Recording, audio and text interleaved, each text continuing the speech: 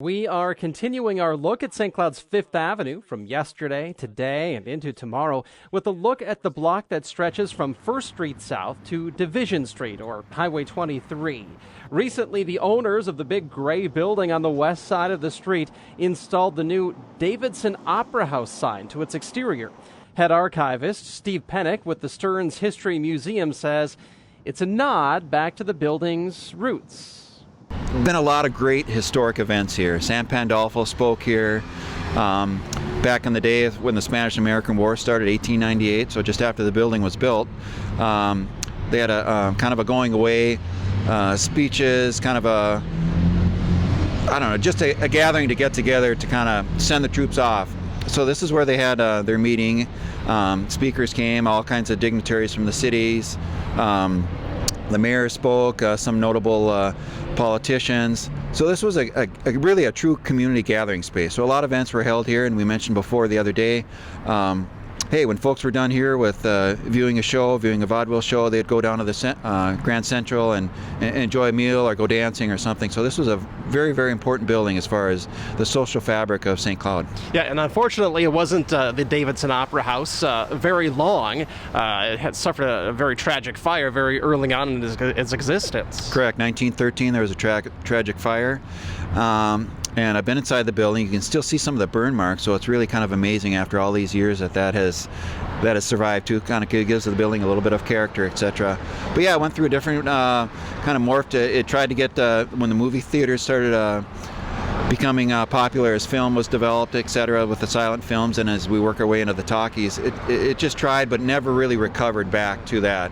And since has been various businesses throughout its years have been operated out of there. What I found interesting too is it used to be one floor higher before the fire. It was actually a 3-floor building, and then when the fire destroyed it, they cut it back down to just a 2-floor building. So it was actually a much taller building originally. Correct. Yeah, and there's been architectural firms, etc., that have been in there. But yeah, it used to be quite a bit taller, and now it's kind of short and stocky a little bit. Yeah, it sat vacant for a long, long time. So the fact that it's now being used again and been renovated is fantastic. Next to the Opera House is I believe it's 2 buildings, 3 buildings possibly, all originally built by the Benson brothers family, the Benson family, a significant family in St. Cloud's history. They built the next 3 buildings that have quite a bit of significance as well. And as history people, we're always intrigued by mysteries, and that 3-section building it's got its own little lure as far as when things were built, because there are some additions being done.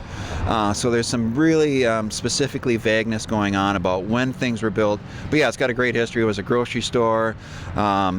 People probably remember Granite City Comets, comic books were there. Fifth Avenue waterbed was there. So some of these buildings that really kind of define that 1970s, 1980s, 1990s that folks might remember what was in there now, and of course now it's a restaurant. Yeah, and I thought it was fun too to look back at some pictures I found in the archives again.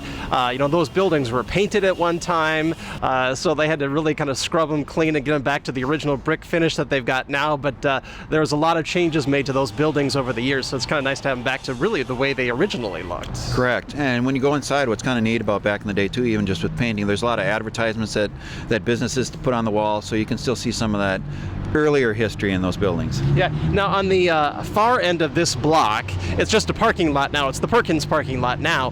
From what you were telling me, though, there was at one time a gas station there? Correct. Yeah, there was a gas station there, Phillips 66, I believe.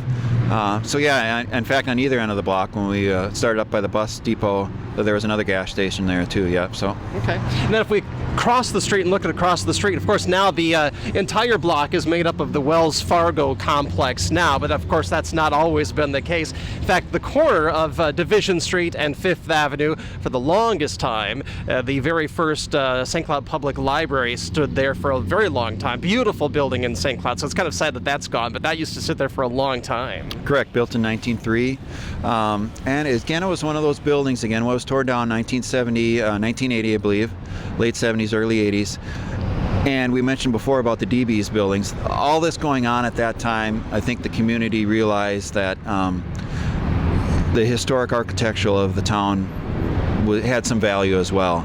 The building had some issues. It had leaky roofs, etc. The library people had outgrown it. They needed a bigger facility. of course, the big question is what to do with it. Who could go in and utilize that facility? But some great history there. The Reading Room Society had been there for a long, long time, which was a group of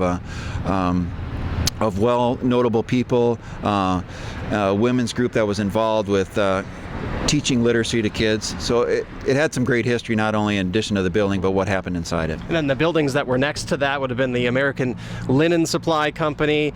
Sammy's Pizza used to be on this block. People probably remember the Sammy's Pizza, not for a long time. I think they were there for like 5 years or so, but they were in this block.